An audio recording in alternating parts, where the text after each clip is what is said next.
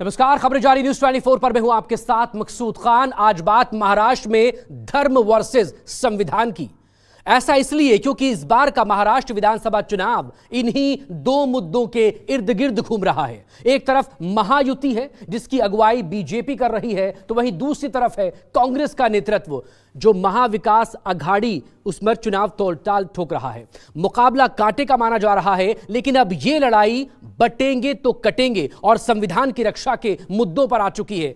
वजह है बीजेपी का हार्डकोर हिंदुत्व वाला नारा। लेकिन इसी बीच अजित पवार ने महायुति की टेंशन इस बात से बढ़ा दी कि महाराष्ट्र में बीजेपी के बटेंगे तो कटेंगे वाला नारा बेअसर होगा। ऐसे में सवाल यही, आखिर अजित पवार ने अपनी ही गुट के मुद्दे को खारिज क्यों कर दिया है? सवाल यही, आखिर क्यों महाराष्ट्र में बटेंगे तो कटेंगे उन्हें प्रभावी नजर नहीं आता? ऐसे में आज देखिए, धर्म वर्सेस संविधान, किसे चुनेगी आवाम?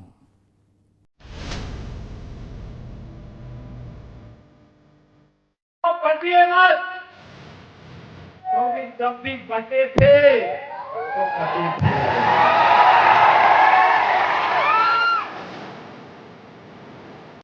एक है और नेक है। ये शायद यूपी में चलता होगा। हम सब साथ साथ रहते हैं। छत्रपति शिवाजी महाराज हम सबको एकजुट करके नीति करेंगे। वो बीजेपी के लिए जरूर कह रहे हैं, क्योंकि बीजेपी की नैया डूबने जा रही है, तो वो बीजेपी के लोगों को कह रहे हैं कि एक है तो सेफ है, नहीं तो पूरा साफ है। महाराष्ट्र देश की सत्ता का वो केंद्र है जहां की सियासत में हिंदू हृदय सम्राट की छवि के तौर पर एक ही नेता थे और वो थे बाला साहेब ठाकरे। अखंड हिंदुस्तानचं कैवारी प्रबोधनकार सुपुत्र देव देश धर्म मराठी मनाचे मानबिंदू हिंदू अस्मितेचे शिरोमणी हिंदुस्तान हिंदू हिंदुस्तान एकमेव हिंदू हृदय सम्राट हिंदू धर्म रक्षक सरसेनापती महानेता माननीय शिवसेना प्रमुख श्रीमान बाळासाहेब ठाकरे यांचा। लेकिन 2024 के महाराष्ट्र विधानसभा चुनाव में हिंदुत्व का एक नया चेहरा बीजेपी ने चुनावी मैदान में उतारा है। नाम है योगी आदित्यनाथ। जब भी बटे थे तो कटे थे। ये हम नहीं कह रहे, बल्कि ये दो पोस्टर्स इसकी गवाही दे रहे हैं। एक पोस्टर में लिखा है बटेंगे तो कटेंगे, तो वहीं वासिम में उनकी रैली के पोस्टर में लिखा है हिंदू योद्धा योगी आदित्यनाथ। महाराष्ट्र की सियासत की धुरी पर हिंदुत्व का झंडा बुलंद करने के लिए बीजेपी ने योगी आदित्यनाथ को चुनावी प्रचार में उतारा और उसी परिभाषा को सही साबित करते हुए यूपी के सीएम योगी आदित्यनाथ ने अमरावती की चुनावी रैली में एक बार फिर बटेंगे तो कटेंगे के नारे को बुलंद किया।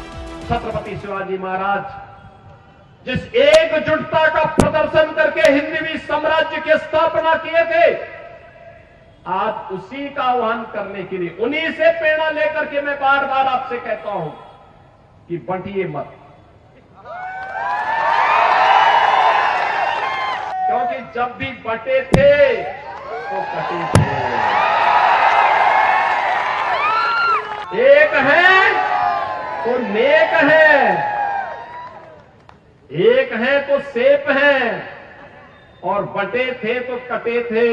हमें बटना नहीं है, एकजुट होना है।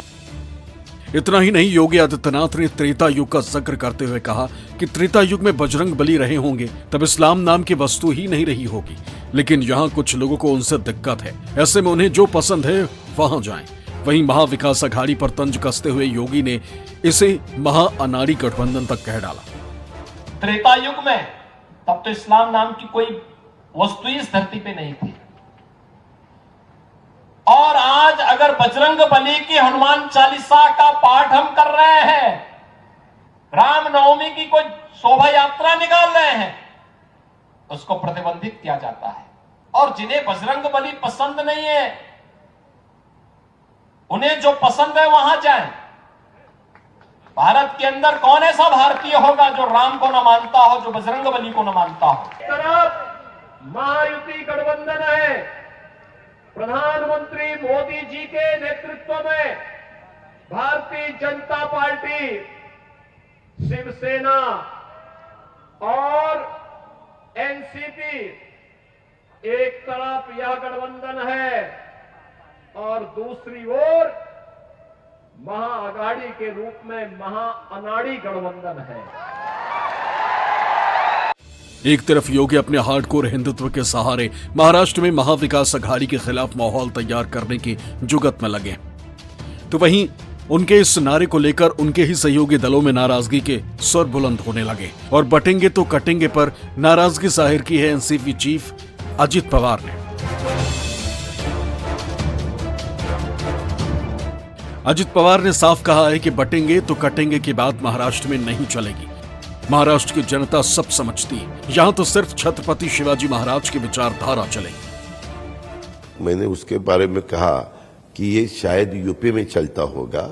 महाराष्ट्र के लोग अलग विचारधाराओं के हैं, अलग विचार करते हैं, हम सब साथ साथ रहते हैं। हमारे यहाँ शिवशाहू फुले अम्बेडकर की विचारधारा चलती है, ये फैक्ट है, ये कोई नजरअंदाज नहीं कर सकता। मानक जी, मैं आपको सही बताता हूँ।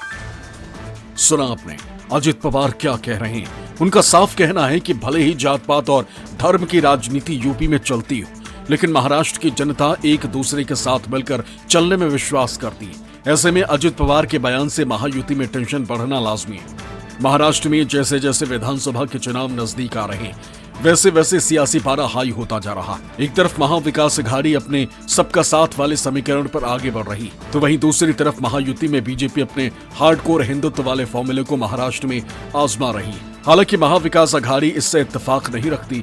उनका साफ मानना है कि बीजेपी की बांटने वाली राजनीति महाराष्ट्र में नहीं चलने वाली। वो बीजेपी के लिए जरूर कह रहे हैं, क्योंकि बीजेपी की नैया अब डूबने जा रही है, तो वो बीजेपी के लोगों को कह रहे हैं कि एक है तो सेफ है, नहीं तो पूरा साफ है। ये बहुत मुझे आश्चर्य लगा कि छत्रपति और शाहू फुले अंबेडकर जी के महाराष्ट्र में ऐसा वक्तव्य बीजेपी के एक वरिष्ठ नेता करते हैं। इसकी मैं निंदा करती हूँ। महाराष्ट्र में ऐसी गंदी राजनीति कभी नहीं चलेगी और हम इसका विरोध करेंगे। उत्तर प्रदेश के मुख्यमंत्री योगी आदित्यनाथ का यह बयान बटेंगे तो कटेंगे इन दिनों खूब ट्रेंड कर रहा है। हरियाणा विधानसभा चुनाव में भी उनका यह बयान पार्टी के लिए काम कर गया और पार्टी को जीत मिली। अगर महाविकास अघाड़ी उनके इस बयान पर विरोध जताती है या फिर आपत्ति जताती है तो समझ में आता है, लेकिन अजित पवार जो खुद भारतीय जनता पार्टी के साथ मिलकर महाराष्ट्र विधानसभा का चुनाव लड़ रहे हैं, उन्होंने इस बयान पर आपत्ति जताकर सभी को चौंका दिया। माना जा रहा है कि अजित पवार को अपने से मुस्लिम वोट छिटकने का डर सता रहा है। यही वजह है कि अजित पवार बटेंगे तो कटेंगे नारे का विरोध कर रहे हैं। अजित पवार के बयान के अब कई मायने निकाले जा रहे हैं। सबसे पहला तो यही कि उन्हें मुस्लिम वोटर्स के छिटकने का डर है। इससे पहले नवाब मलिक को भी बीजेपी की असहमति के बावजूद अजित पवार ने टिकट देकर साफ संदेश दिया कि जीत के लिए उनको मुस्लिम वोटर्स की जरूरत है, क्योंकि अगर अजित पवार के पास से मुस्लिम वोटर छिटकता है तो इसका सीधा फायदा शरद पवार और कांग्रेस पार्टी को मिलेगा। तुम्ही इतर राज्यांची महाराष्ट्राची तुलना करू नका।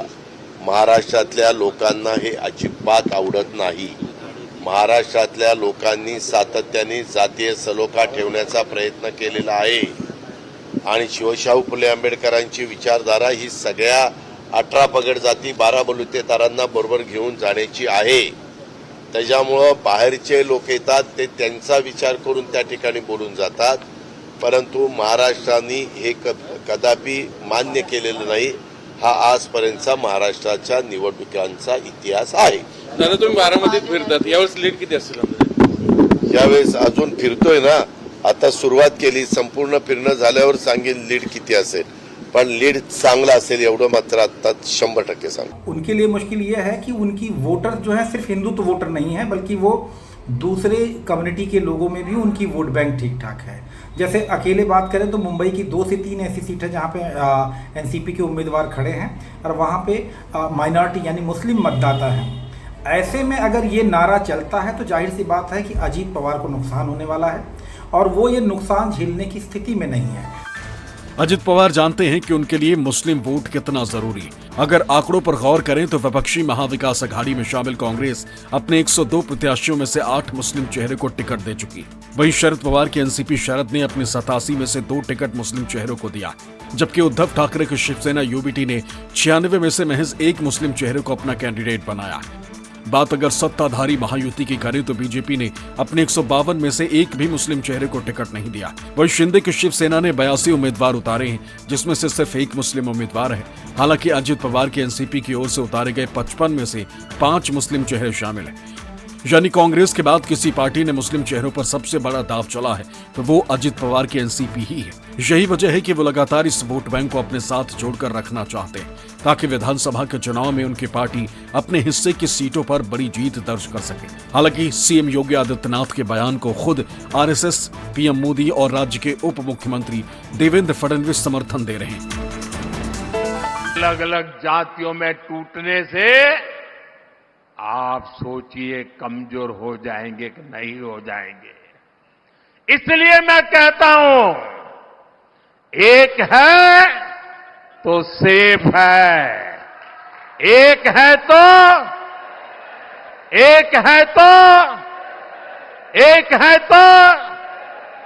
हमें एकजुट रहकर कांग्रेस के खतरनाक खेल को नाकाम करना है और विकास के रास्ते पर आगे बढ़ते रहना है। अब अपने देश को ठीक करना, आज एक धर्माधर्म की लड़ाई चल रही है और हम ईश्वर प्रदत्त कर्तव्य अपना निभाएं, ये अपेक्षा है धर्म देने, यानी धर्म के पक्ष में हम खड़े हो जाए। ये होना है तो आचरण जाना चाहिए लोगों को।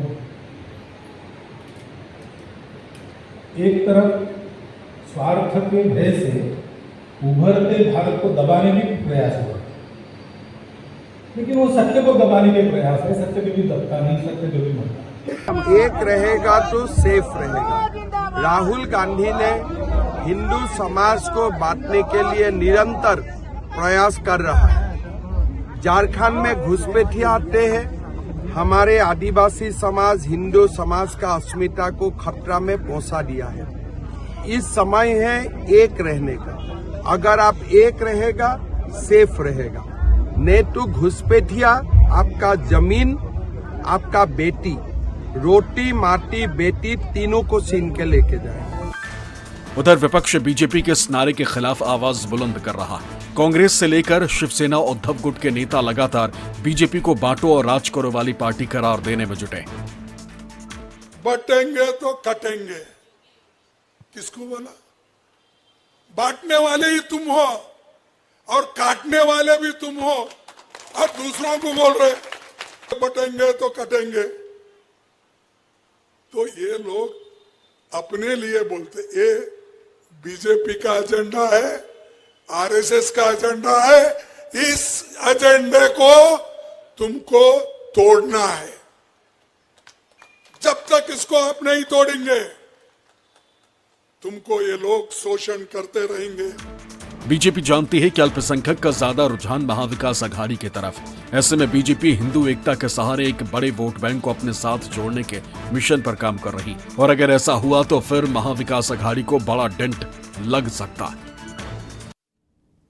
भले ही बीजेपी अपने हार्डकोर हिंदुत्व को अपना हथियार बनाकर आगे बढ़ रही हो, लेकिन उसी के सहयोगियों को बीजेपी के इस नारे से बड़ा नुकसान उठाना पड़ सकता है, क्योंकि इन नारों से उनके कोर वोट बैंक यानी कि अल्पसंख्यक नाराज हो सकते हैं। ऐसे में आखिर महाराष्ट्र की राजनीति में मुस्लिम क्यों किंग मेकर की भूमिका में है, यह जानना भी जरूरी हो जाता है। ये रिपोर्ट देखिए।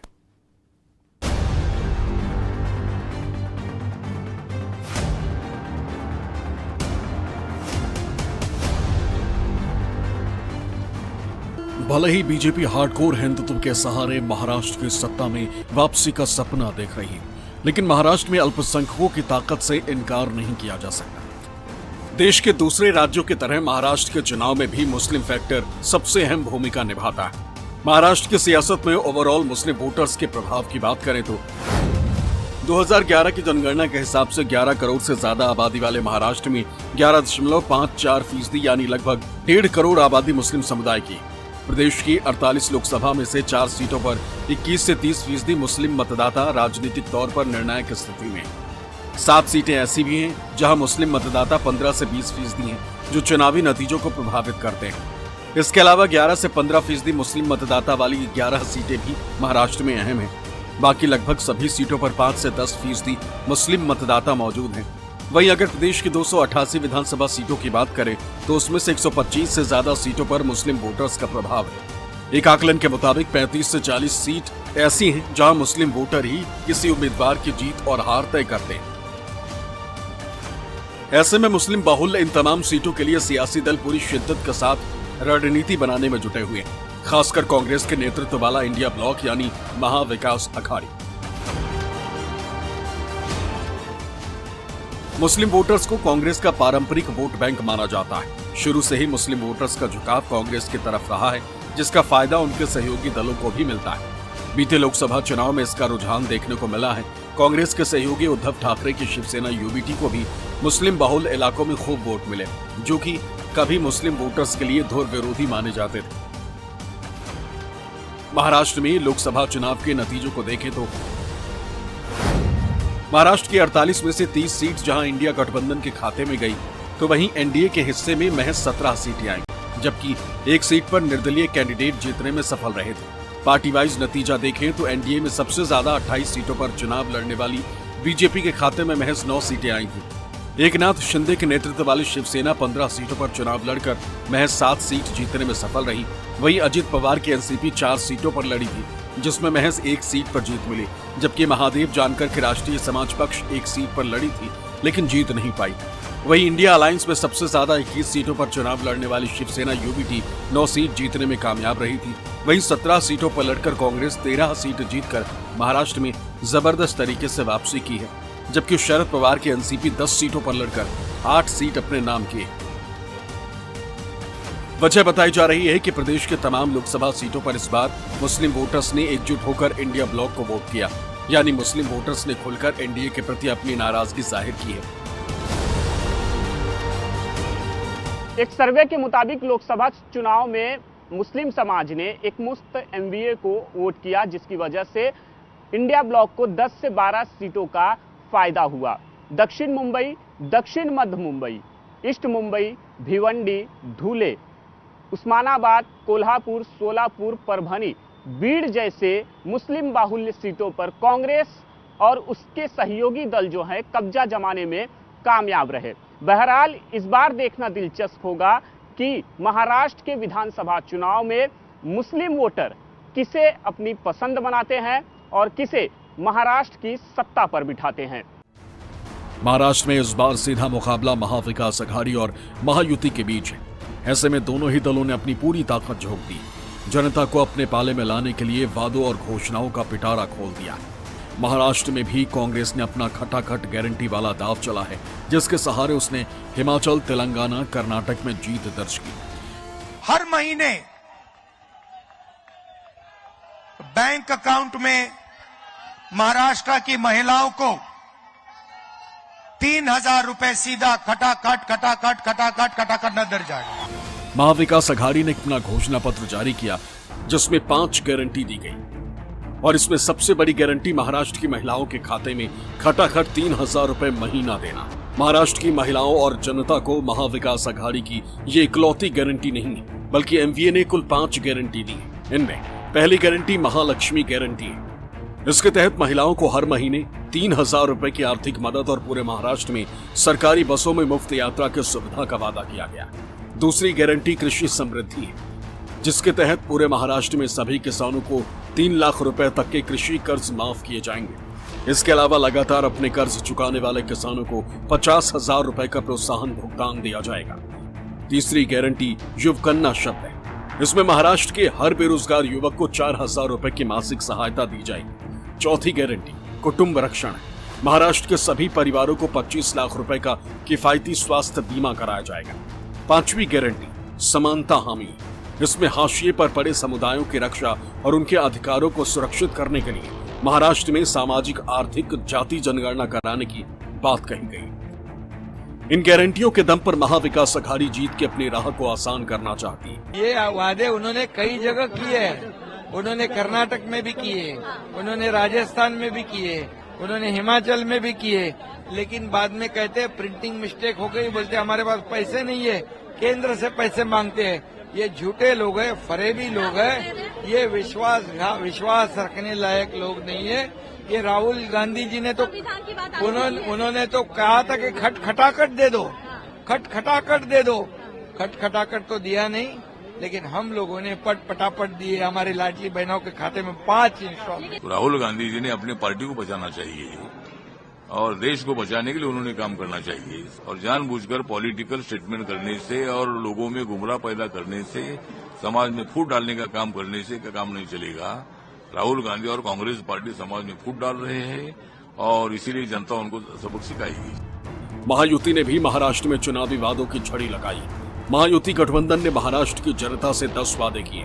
इनमें राज्य की महिलाओं को 2100 रुपए महीना देना, 25,000 महिला पुलिसकर्मियों की भर्ती करना, किसानों को सालाना किसान सम्मान योजना के तहत 15,000 रुपए देना शामिल है। इसके अलावा वृद्धावस्था पेंशन 2100 रुपए करना, 25 लाख युवाओं को रोजगार देना, जरूरत के सामान के दाम कम करने का वादा है। वहीं ग्रामीण विकास के लिए 4500 नई सड़कें बनाने, बिजली बिल 30% कम करने और आशा आंगनबाड़ी सेविकाओं की तनख्वाह 15,000 रुपए महीने करने की गारंटी दी। यानी मुकाबला कांटे का है, और ऐसे में इस बार महाराष्ट्र की जनता किसे सत्ता के सिंहासन पर बिठाती है और किसे नकार देती है, ये देखना दिलचस्प होगा। Bureau report, news 24। निष्पक्ष मतलब न्यूज़ 24।